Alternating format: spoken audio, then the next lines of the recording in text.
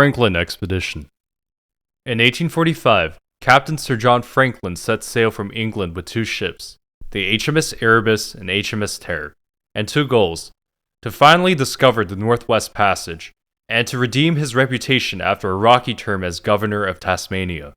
His political career had ended in failure, and this Arctic expedition was his shot at restoring his legacy. The Northwest Passage was supposed to be a shortcut that would let ships sail from Europe to Asia through the Arctic.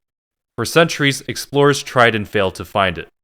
But in 1819, a British expedition led by William Edward Parry actually made it 75% of the way through. This gave imperial powers hope. Suddenly, the idea of conquering the Arctic didn't seem so crazy. Over the next few decades, they sent ship after ship into the ice, trying to finish what he started. But by the 1840s, no one had even matched Parry's progress. That's when Sir John Franklin stepped in. To pull off the impossible, he brought along Francis Crozier, who had already survived 6 polar expeditions. Most of the other crew, however, were young, inexperienced, and unprepared for the death trap that is the Arctic. The expedition made a few pit stops, first at the Orkney Islands for water, then Greenland to resupply. There, Franklin, worried that the boys were treating this like a cruise, laid down strict rules: no swearing, no drunkenness, no fun. A few sick sailors were sent home, which in hindsight was a lucky escape. That left 129 men to march boldly into what turned out to be an icy graveyard.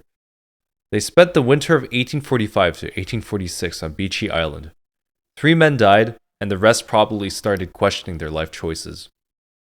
In the summer of 1846, they sailed south through Peel Sound until both ships got stuck in the ice near King William Island, and then they just stayed stuck for nearly 2 years.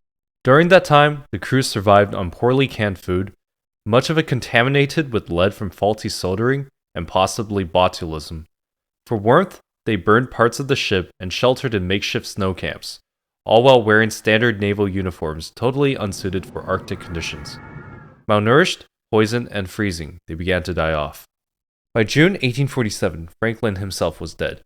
So were 8 officers and 15 crewmen.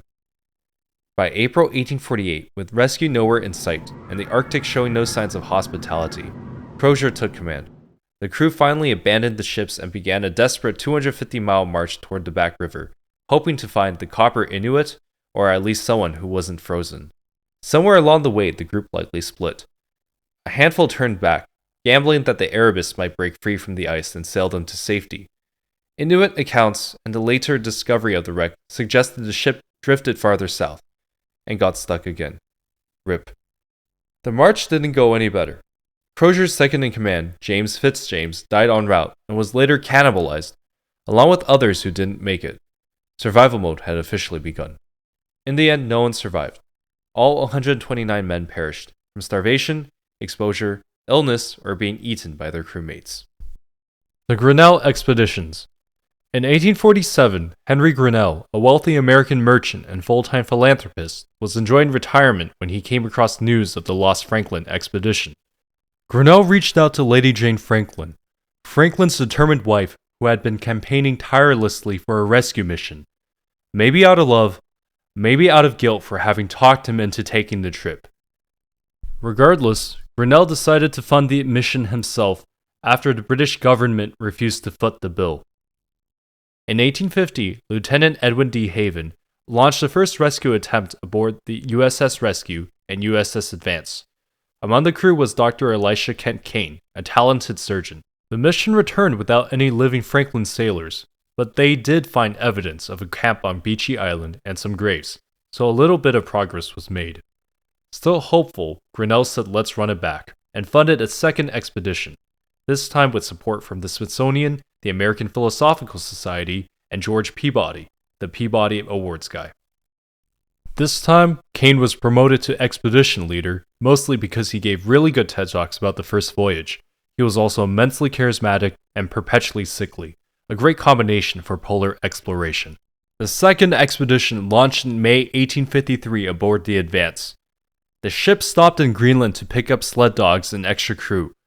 Kane quickly fell ill with scurvy, yet forced himself to push on.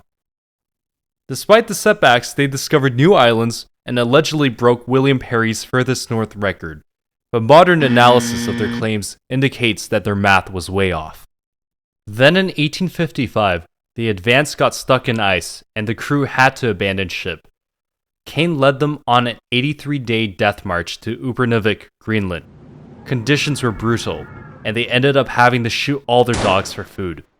But with help from the Inuit, only one man died. The rest survived against all odds. They came back to America as conquering heroes, still with no new leads on Franklin, but several new islands and eagle boosts richer. Kane spent the rest of his life as an American polar legend. He even kicked off a new wave of polar fever by claiming to have seen the open polar sea. Meanwhile, Kane died in 1857 in Cuba at the age of 37 from a grab bag of health issues acquired during the trip. Kane was so popular that his funeral was said to be the biggest in the US, until Abraham Lincoln's in 1865. The Jeannette Expedition, or the U.S. Arctic Expedition. In July 1879, U.S. Navy officer and former Arctic explorer George Washington D. Long led 33 men aboard the USS Jeannette on a mission to discover the fabled open polar sea, an idea popularized by earlier explorers like Elisha Kane, who believed a warm, ice-free ocean lay beyond the Arctic ice. For D. Long, this journey was the culmination of a dream, one he had spent 6 years lobbying, researching, and planning. The expedition was bankrolled by the U.S. Navy and James Gordon Bennett Jr., the newspaper tycoon who once paid to send someone to find Dr. Livingstone in Tanzania. Now Bennett wanted another headline-grabbing scoop. The open polar sea was based on pure, uncut optimism. Scientists theorized there'd be a temperate ocean hidden behind the Arctic ice. Spoiler, there wasn't. In fact, just months after the Jeannette launched, studies back home debunked the entire concept. But no one told D. Long. He was already somewhere north of Siberia, searching for a body of water that didn't exist. In September 1879, the Jeannette became trapped in sea ice. This was normal for polar expeditions. The problem was that it stayed trapped for 2 years. The crew drifted helplessly across the Arctic, clinging to the hope that they would eventually hit open water. Instead, they found frostbite, starvation, and mental unraveling. Their navigator, arguably the one person you really want functioning in a polar death trap, was John Danenhower, a full-blown nepotism hire recommended by none other than former President Ulysses S. Grant. Danenhower was already suffering from syphilis when he boarded, and soon began losing his eyesight, which is kind of a deal-breaker when your one job is seeing where you're going. As he unraveled, the rest of the crew had to pick up his slack. By June 1881, the ice crushed the Jeannette like a soda can, forcing the men to abandon ship. D. Long split the survivors into 3 boat crews, one led by himself, one led by his second-in-command Charles W. Chipp, and one by George W. Melville. Their goal, reach the Siberian coast. But then a storm hit. Chipp's boat disappeared, taking every man with it. D. Long's group reached land but ran out of food. He sent 2 men ahead to look for help, and they survived. The rest, including D. Long, starved to death in the tundra. Meanwhile, Melville's group, after slogging through the Lena Delta, was rescued with 11 survivors. Well, thanks to their efforts, we now know there is no such thing as an open polar sea. And if you think that's all the polar expeditions worth mentioning, think again. I haven't even touched on the one where 3 guys tried to reach the North Pole in a hot air balloon. Dr. Octopus, want to tell them that story? Sorry, I'm busy. Maybe next time then. In the meantime, if you enjoyed the video, don't forget to like and subscribe for more content.